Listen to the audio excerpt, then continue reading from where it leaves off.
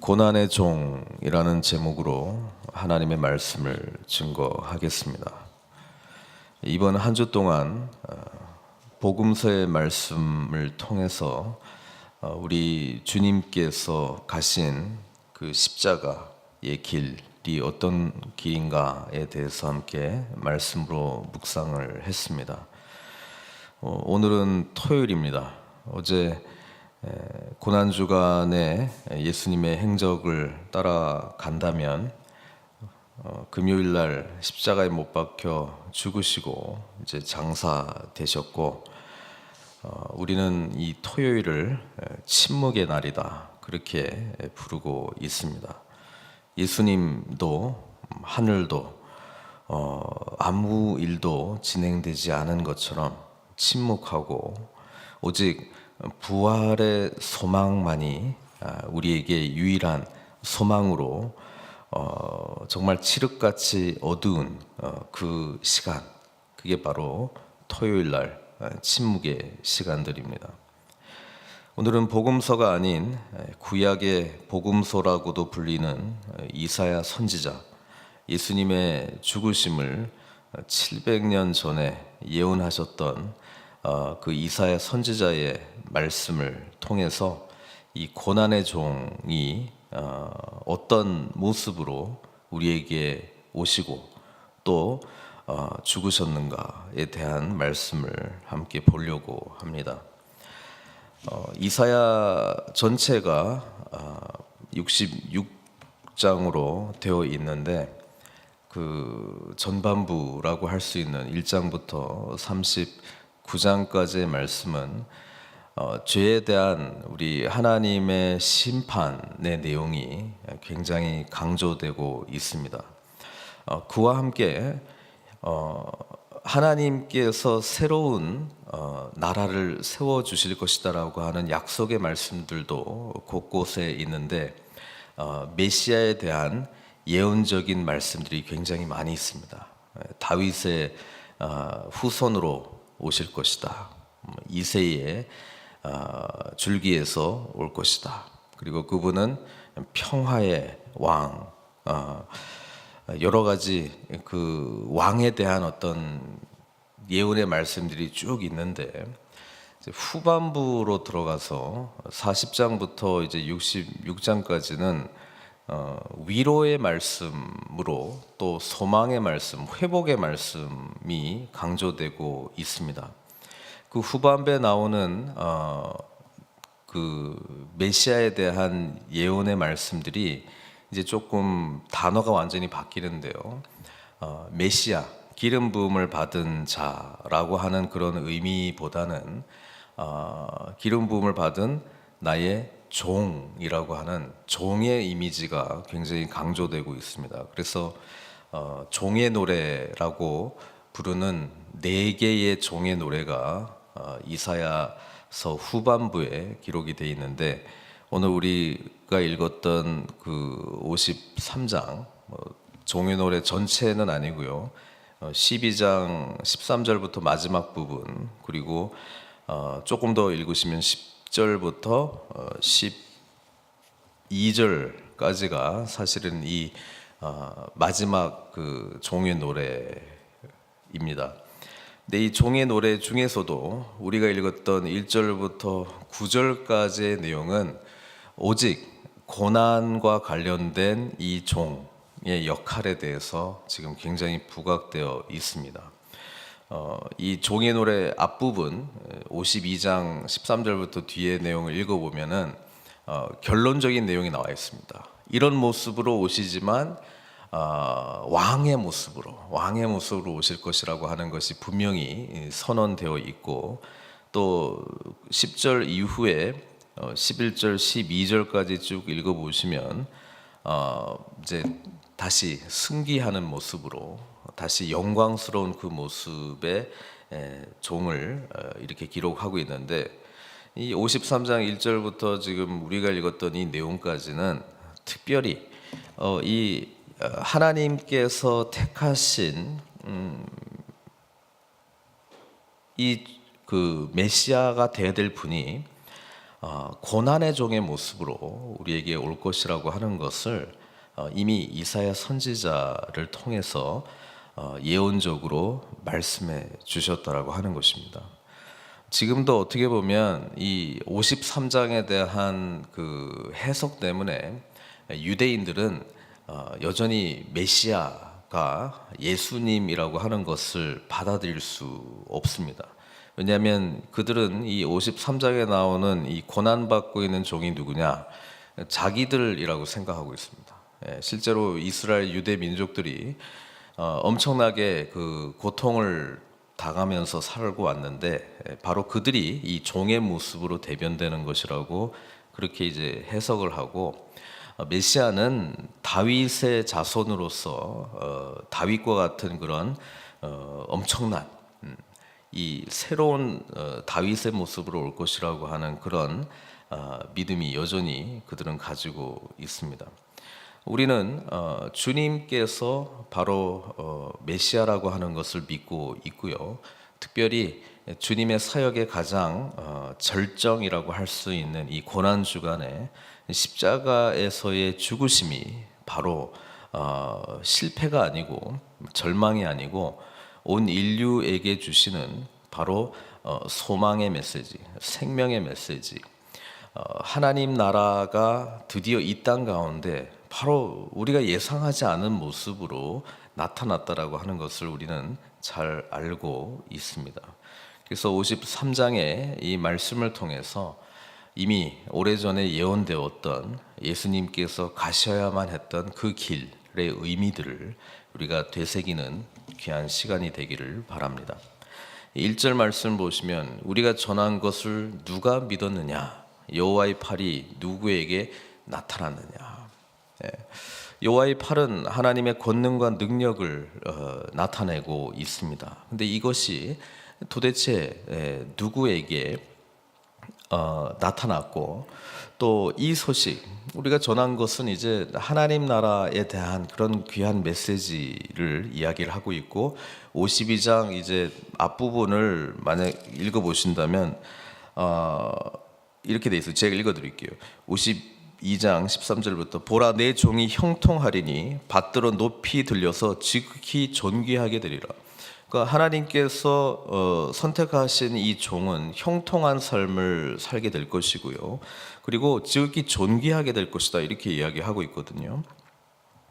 전에는 그의 모양이 타인보다 상하였고 그의 모습이 사람들보다 상하였으므로 많은 사람이 그에 대하여 놀랐거니와 그가 나라들을 놀라게 할 것이며 왕들은 그로 말미암아 그들의 입을 봉하리니 이는 그들이 아직 그들에게 전파되지 아니한 것을 볼 것이요 아직 듣지 못한 것을 깨달을 것임이라. 이렇게 이제 여호와 하나님께서 말씀하는 걸로 이렇게 시작이 됩니다. 근데 우리가 전한 것을 누가 믿겠느냐라고 하는 이유는 뒤에 나오는 내용 때문에 그렇죠. 왜냐하면 하나님의 나라를 임하게 할 그 메시아의 모습이 너무나 기대했던 것과는 다르게 처참한 모습으로 올 거기 때문에 그렇습니다. 2절부터 시작되고 있죠. 그는 주 앞에서 자라나기를 연한 순 같고 마른 땅에서 나온 뿌리 같아서. 이 이야기 자체는 보잘것없다 이 말입니다. 뭐 기왕 오시려면 저 백향목으로 오시든가, 기왕 오시려면 그 큰 상수리 나무 같이 오시든가, 뭔가 좀 화려하고 능력이 있고 이런 모습으로 와야 되는데 뭐 연한 순? 이제 뭐 여기서 뭐 시작되려면 뭐 기다려야 되고요. 뭐 연하고 순 같고, 그다음에 또 마른 땅에서 나온 뿌리. 뿌리니까 뭐 보이지도 않을 것이고요. 뭐 이런 모습으로. 그러니까 뒤에 나오잖아요, 설명이요. 고운 모양도 없고 풍채도 없은즉 우리가 보기에 흠모할 만한 아름다운 것이 없도다. 이렇게 이야기를 하고 있습니다. 하나님께서, 그 영광스러운 하나님께서, 그 이적과 기적을 나타냈던 그 하나님께서, 권능의 하나님께서, 그리고 수많은 이 구약의 위인들을 통해서 많은 이 적들을 물리치는 그런 권능의 하나님께서 이런 모습으로 지금 뭘 하시겠다는 것인지, 아무도 믿지 않는 모습으로 하나님의 나라가 시작될 것이라고 지금 이야기를 해주고 있는 것입니다. 게다가 3절부터 이제 하나님께서 선택한 이 종이 어떠한 고통을 받게 될 것인가에 대해 설명해주고 있는데요. 그는 멸시를 받아 사람들에게 버림받았으며 간고를 많이 겪었으며, 이 간고가 설명이 돼 있죠. 가난과 고통이라는 거예요. 가난과 고생 많이 겪었으며 질병으로부터의 고통, 질병의 고통을 아는 자라. 마치 사람들이 그에게서 얼굴을 가리는 것 같이 멸시를 당하였고 우리도 그를 귀히 여기지 아니하였도다. 자, 지금부터 우리는 예수님이 어떤 고통을 경험하셨는가를 이미 예언적으로 나와 있는데요. 잘 보셔야 되는 거예요. 일단 사람들에게 멸시를 받고 버림을 받았다라고 이야기하고 있습니다. 여러분, 멸시 받아보셨어요? 혹시 사람들한테 한번 버림 받아보셨어요? 이거는 인간은 사회적 동물이기 때문에 사람들과 같이 살게 되어 있습니다. 특별히 이제 이때 당시에는 사회로부터 멸시당하고 버림받았다라고 하는 것은 거의 생존할 가능성이 별로 없는 그것을 이야기하고 있거든요. 그래서 여기서는 우리는 그 외로움, 사회로부터 완전히 격리되는, 이 격리도 그냥 격리가 아니라 멸시를 받고 버림을 받는 그런 요즘 옛날 말이기도 하지만 이제 왕따를 당하는, 모든 사람들이 자기에게 그냥 악플을 다는, 그렇죠? 그냥 죽어 마땅한 자다라고 하는 지탄을 받는 그런 고통을 당하셨다라고 하는 것이고, 가난과 고생, 이 사회의 어떤 풍요로움이나 이런 것을 전혀 누리지 못한 모습, 그렇죠?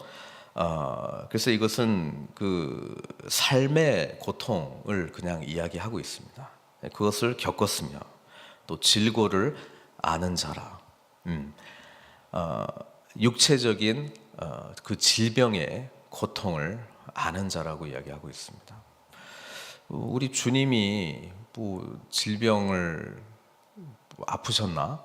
네. 이렇게 우리가 질문할 수 있는데요. 우리 주님께서는 늘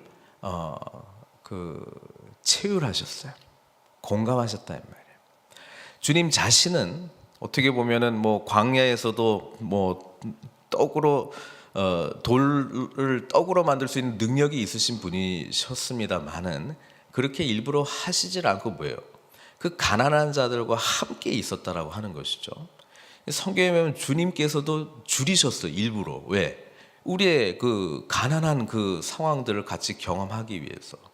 그리고 아픈 자들을 바라보면서 그냥 치유한 것이 아닙니다. 그들을 향해서 긍휼히 여기시는 애통함이 있었습니다. 그 말은 뭐냐면 그들의 아픔을 안다. 내가 같이 경험한다. 그거거든요. 그러니까 주님은 늘 치유의 현장 가운데 같이 가셨다라고 하는 것입니다. 주님은 우리의 연약함을 아셨다는 거예요. 우리의 삶의 필요를 다 알고 계셨고 직접 몸소 그 고통이 무엇인지를 다 경험하셨다라고 하는 것입니다. 질병의 아픔을 아는 자, 우리 주님이 알고 계셨기 때문에 그 고통의 현장 가운데 찾아가셔서 그렇게 많은 병자들을 치유하셨다라고 하는 것입니다. 마치 사람들이 그에게서 얼굴을 가리는 것 같이 멸시를 당하였고 우리도 그를 귀히 여기지 아니하였도다. 가장 영광을 받아 마땅한 분이 오셔서 기꺼이 이런 대우를 받고 끝까지 하나님께서 보내신 그 사명자의 삶을 사는 것, 얼마나 이게 고통스러운 일입니까? 정신적인 고통, 또 특별히 영적 고통, 이 무지한 자들을 향한 애통하는 마음, 끊임없이 애통하는 마음, 하나님을 선택하지 못하는 자신의 백성을 바라보는 마치 가시와 같은 그런 아픔이 있고 그런 어려움이 있는 자식을 바라보는 이 부모의 심정처럼 늘 고통을 품고 다니셨다라고 하는 것입니다. 4절에 보면 그런 실로 우리의 질고를 지고 우리의 슬픔을 당하였거늘. 주님은 모든 인간이 경험할 수 있는 감정적인 고통을 친히 몸소 감당하셨다라고 하는 것입니다. 우리 성경에도 보면 주님께서 예루살렘을 바라보면서 굉장히 슬퍼하셨습니다. 애통해하셨습니다. 예루살렘이 어떤 곳입니까? 다윗의 도성이기도 하지만 하나님의 도성입니다. 하나님께서 그들과 함께 거하기를 기뻐하셨던 곳입니다. 하나님의 언약궤가 기꺼이 그곳으로 들어가기를 허락하셨던 우리 하나님은 바로 그분의 백성들과 함께 영원한 교제를 나누시기를 원하셨습니다. 그런데 그 예루살렘은 자신을 버릴 것이고 배반할 것이고 그리고 모욕할 것이고 또 죽일 것이다라고 하는 것도 알고 계셨습니다. 왜냐하면 여전히 이 세상은 죄 가운데 있기 때문에 죄의 영향력으로 파급된 이 고통으로부터 벗어날 수 있는 인간은 없기 때문에 그렇습니다. 가장 아름다워야 될 곳, 가장 거룩해야 될 그곳이 많은 종교 지도자들이 있고 많은 종교 행사들은 진행되고 있지만 게다가 하나님이 거하실 거룩한 성소까지도 있지만 주님이 보시기에는 강도의 굴혈로 기도하지 않는 곳으로 제사 드리는 그런 겉 모양만이 난무하는 오히려 인간의 욕망으로 가득 차 있는 종교 지도자들의 그런 외식적인 모습을 보면서 정말 죄에 대해서 슬퍼하시는 우리 주님의 눈물을 우리는 기억해야 될 것입니다. 감정적인 고통이 있는 자였습니다. 이 고난의 종은 마땅히 기뻐해야 될 일에 기뻐해야 되는데 기뻐하지 않아야 될 일에 슬퍼하고 기뻐하지 않아야 될 일들에 대해서 기뻐하고 그렇죠? 슬퍼할 일에 대해서 슬퍼하지 않는 모습. 주님께서 말씀하시는 비유로 피리를 불어도 춤추지 않고 주님께서 오셨습니다. 메시아가 오셨습니다. 근데 그들은 기뻐하기는커녕 이를 갈고 그러니까 참 주님께서는 많이 슬퍼하셨다라고 하는 것을 우리가 생각해 볼 수 있습니다. 그리고 이 모든 장면들을 보면서 역시 인간은 자신들이 잘 알고 있다고 생각하지만 제대로 못 보고 있는 것이죠. 우리는 생각하기를 그는 징벌을 받아 하나님께 맞으며 고난을 당한다 하였노라. 징벌 받을 짓 했는가 보다. 고난 받을 짓 했는가 보다. 나하고는 아무 상관없는 그냥 저 사람의 어떤 처지, 잘못, 죄 이렇게 바라보고 있었다라고 하는 것입니다. 근데 5절부터 이제 주님 그 고난의 종이 왜 이 고통을 경험하고 있는가? 왜 육신적인 고통을, 왜 사회적인 고통을, 왜 정신적인 고통을, 왜 영적인 고통을, 왜 이런 감정적인 고통을, 왜 이런 삶의 고통을, 왜 이런 질병으로부터의 고통을 당해야만 했는가에 대한 설명이 나와 있죠. 그가 찔림은 우리의 허물 때문이요 그가 상함은 우리의 죄악 때문이라. 결국 본질적인 이유를 말씀하고 있는데 그것은 죄라고 하는 것입니다. 죄, 처음부터 아담과 하와가 범했던 죄는 하나님 없이 우리 스스로 살아갈 수 있다라고 하는 하나님을 무시한 죄이죠. 하나님 무시하기 때문에 하나님의 말씀이 믿어지지 않는 것이죠. 동산 중앙에 있는 나무의 실과를 먹지 말라. 먹으면 죽으리라. 하나님 말씀 믿지 않으니까 자신이 선택한 길을 믿는 것이죠. 그리고 사탄의 말을 믿었습니다. 먹으면 하나님처럼 되리라. 이미 하나님의 형상으로 지음받은 인간이 자신이 하나님의 형상으로 지음받지 않은 것처럼 사단의 말에 꾀임을 받고 하나님처럼 되기 위해서. 근데 그 하나님은 창조주 하나님의 형상이 아니라 자기가 선택한, 자기가 만들어가는, 자기가 왕이 되는 그 하나님, 자기가 하나님이 되는 그 길을 선택했던 바로 그 본질적인 죄 때문에 지금 사회가 이렇게 고통 가운데 있다라고 하는 것입니다. 그가 찔림은 우리의 허물 때문이요 그가 상함은 우리의 죄악 때문이라. 그가 징계를 받음으로 우리는 평화를 누리고, 이 평화는 하나님과의 평화를 말씀하고 있죠. 깨어졌던 우리와 하나님과의 관계가 다시 회복이 되는 것입니다. 또 이것은 나 자신과의 평화이기도 합니다. 욕망으로 끊임없이 왕이 되려고 하는, 하나님이 되려고 하는 나와 하나님의 형상대로 지음받은 나와의 평화가 이루어졌습니다. 이제는 나의 본질적인 창조된 형상의 진정한 의미를 깨닫고 하나님과의 바른 관계에서 기뻐하는 그 평화, 샬롬을 누리게 된다라고 하는 것입니다. 또 원죄로 말미암아 깨어졌던 인간과 인간과의 관계가 다시 회복이 되는 그 평화를 의미하고 있습니다. 그래서 십자가의 놀라운 은혜와 복음의 놀라운 은총을 아는 자는 이 평화됨, 하나님께서 나를 완전히 용납하셨고 용서하셨다라는 것을 알고 있기 때문에 모든 사람들과 평화하기를 힘쓸 수밖에 없는 자신의 정체성, 본질적인 문제가 해결되었기 때문에 그런 정체성을 깨닫고 할 수 있거든. 모든 사람들과 함께 평화하기를 위하여 그 삶의 방향이 나아간다라고 하는 것입니다. 그리고 깨어진 이 세상을 향한 평화가 우리에게 주어집니다.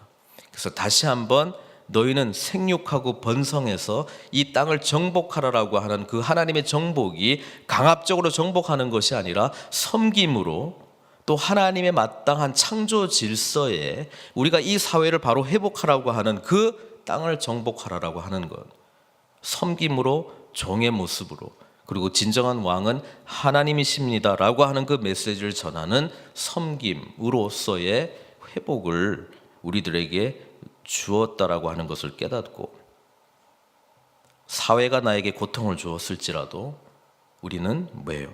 예수님께서 평화를 주었기 때문에 깨어진 사회 가운데 어떻게 이 평화, 샬롬의 은혜를 경험케 할 것인가를 하나님 나라를 세워나가면서 우리는 변혁해 나간다라고 하는 것입니다.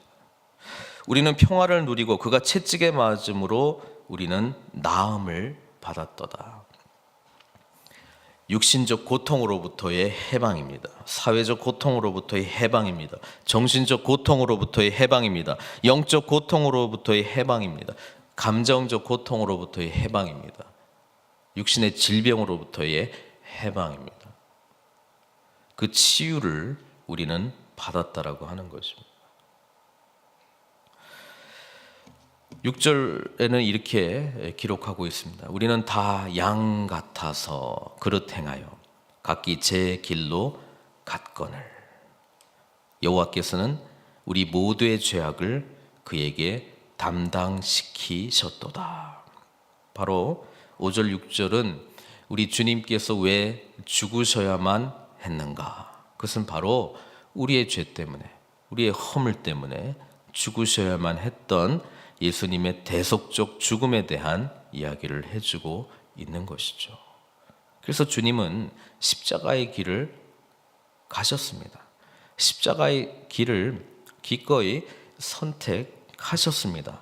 그러나 그 길은 쉽게 갈 수 있는 길이 아니었습니다. 7절에 보면 그가 곤욕을 당하여 괴로울 때에도 그의 입을 열지 아니하였음이요. 곤욕을 당했고요, 괴로워했습니다. 마치 도수장으로 끌려가는 어린 양과 털 깎는 자 앞에서 잠잠한 양같이 그의 입을 열지 아니하였도다. 이것은 주님의 자원적 순종의 모습을 나타나기도 하지만요, 또 한편으로는 하나님께서 선택한 종, 예수님께서 가셔야만 하는 사명자의 고통에 대한 이야기도 사실은 담고 있습니다. 사명자, 하나님으로부터 부르심을 받은 우리 모두는 세상 가운데 보냄을 받은 선교적 제자로서의 삶, 살도록 부름받았습니다. 그래서 우리 모두에게는 어떤 의미에서는 사명이 있습니다. 그리고 그 길은 바로 자기 십자가를 지고 가는 길이다라고 주님께서 제자도를 정의 내렸습니다. 그리고 그 길은 고난의 길이다라고도 이야기하고 있습니다. 왜냐하면 자기를 부인하는 것은 세상과 반대 방향의 가치관과 세계관을 가지고 살아가는 것이고요. 쉬운 길이 아니기 때문에 그렇습니다. 주님께서는 완전하신 순종으로 완전한 이 사명자의 고통을 친히 담당하시고 묵묵히 십자가를 향해서 걸어가셨고 어제 죽임 당하셨습니다. 8절에 설명되어 있죠. 그는 곤욕과 신문을 당하고 끌려갔으나 그 세대 중에 누가 생각하기를 그가 살아있는 자들의 땅에서 끊어짐은 마땅히 형벌받을 내 백성의 허물 때문이라 하였으리요. 살아있는 자들의 땅에서 끊어짐은 죽으셨다는 이야기고요. 그 죽은 의미가 백성들의 허물 때문이다라고 누가 생각했을까, 이렇게 고난의 종에 대해서 노래하고 있고, 우리는 예수님께서 친히 이 길을 가셨고 고난에 대해서 또 신문 당하신 일에 대해서 또 살아있는 자들의 땅에서 십자가 위에서 끊어지는 그 죽으시는 그 내용을 우리는 잘 알고 있습니다. 마지막 9절에 그는 강포를 행하지 아니하였고 그의 입에 거짓이 없었으나, 의인이었다라고 하는 것이죠. 죄가 없는 분이었다라고 하는 것이죠. 우리 주님께서는 늘 진리를 말씀하셨고 늘 온유함으로, 사랑으로, 긍휼함으로 우리 아파하는 자들, 사회적 약자들, 고통당하는 자들의 한복판에 들어가셔서 그들에게 하나님 나라가 도래하게 될 때에 하나님 나라 백성들이 받게 될 진정한 복이 어떤 것인가를 맛보게 해주시지 않았습니까? 그러나 그는 죄인들과 함께, 악인들과 함께 십자가에 죄인으로 낙인이 찍혀서 버림받으시고 멸시받으시고 조롱당하시고 죽으셨습니다. 그래서 이사야 선지자의 예언대로 그의 무덤이 악인들과 함께 있었으며, 십자가에서 죽으셨을 때의 그 장면을 지금 이야기를 해주고 있고요. 그가 죽은 후에 부자와 함께 있었도다. 이 예언도 부자인 아리마대 요셉이 자기 무덤을 예수님께 내어드리면서 예언이 성취되고 있는 것을 우리는 잘 알고 있습니다. 오늘 이 본문의 말씀을 통해서 우리가 주님께서 어떤 고난을 짊어지시고 십자가에서 죽으셔야만 했는가를 성경은 깊이 이야기해주고 있습니다. 그리고 우리는 이 말씀을 묵상하며 이것은 바로 저와 여러분들을 위해서 주님께서 베풀어 주신 은혜이고 선물임을 우리는 깨닫게 됩니다. 왕이신 주님께서는 기꺼이 이 고난의 종의 모습으로 우리에게 오셨습니다. 우리가 이 은혜를 깨달았다면 왕이신 주님을 우리 마음 가운데 모시고 우리 또한 십자가를 지고 고난의 종의 길을 함께 가야 되지 않겠습니까? 여전히 세상은 고통 가운데 있고 여전히 주님을 알지 못한 자들은 지금 이 이사야 선지자가 예언했던 이 고통 가운데 여전히 있습니다. 주님께서는 우리로 하여금 주님을 모시고 주님을 알리라고 고통의 현장 가운데 나아가라고 보내고 계십니다. 우리의 고통의 현장이 어디입니까? 아픔이 있는 곳이 어디입니까? 여전히 나 자신의 아픔과 고통 속에서 머물고 있습니까? 주님은 이 부분을 복음 안에서 해결해 주셨고 승리하셨다라고 이미 말씀하고 있습니다. 그 주님께서 주신 그 승리의 은혜를 경험하시고 이제 주님과 함께 보냄받은 그곳으로 함께 고난의 종의 모습으로 나아가야 되지 않겠습니까? 이것이 주님께서 말씀하신 제자의 삶이고 제자가 걸어가야 될 자기 부인의 삶 그리고 십자가를 지고 가는 삶인 줄로 믿습니다. 우리는 부활을 온전히 믿는 자들입니다. 내일 부활절 주님의 부활을 축하하는 예배를 우리가 드리게 될 텐데요. 부활의 소망은 이 땅 가운데만의 소망으로 끝나지 않고 완성될 하나님 나라 그리고 하나님을 믿는 신실한 자들이 흰옷을 입고 주님 앞에 서서 구원하심이 하나님과 그 어린 양께 있도다 하나님 나라의 영광을 바라보며 사는 자들입니다. 이 세상이 감히 감당하지 못할 자들입니다. 그것이 우리의 능력이고 그것이 우리의 소망입니다. 우리는 주님께서 가시는 그 제자의 삶을 갈 수 있는 이유는 주님께서 이 고통 가운데 죽음 가운데 승리하시고 새 생명의 은혜를 우리에게 직접 보여주실 뿐 아니라 부활의 생명체 안으로 우리를 초청했기 때문에 그렇습니다. 부활의 소망으로 우리는 고난의 종의 모습으로 주님과 함께 갈 수 있습니다.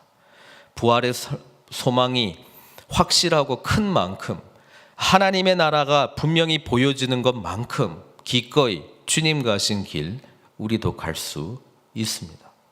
만약에 주저되고 여전히 힘들다고 말하고 오늘 1절의 말씀처럼 누가 믿었느냐 이 고백이 나온다는 것은 어떤 의미에서는 주님의 그 부활하심이 나에게 완전히 온전히 능력으로 강함으로 경험되어 있지 않다라고 하는 뜻입니다.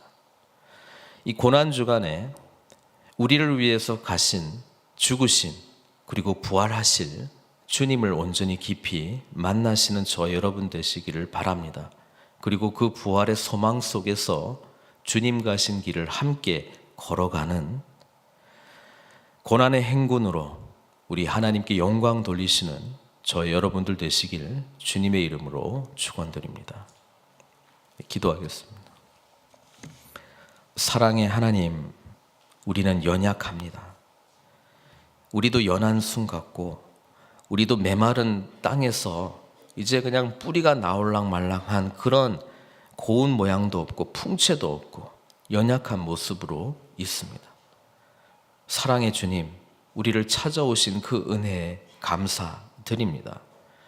우리의 모든 아픔, 육체적, 사회적, 정신적, 영적, 감정적, 사명적 아픔이 있을지라도 주님께서 회복의 길을 보여주셨사오니 그것을 믿고 십자가의 능력과 부활의 소망을 품고 오늘도 주님의 손 붙들고 함께 나아가는 참된 제자의 삶을 살 수 있도록 은혜 베풀어 주시옵소서.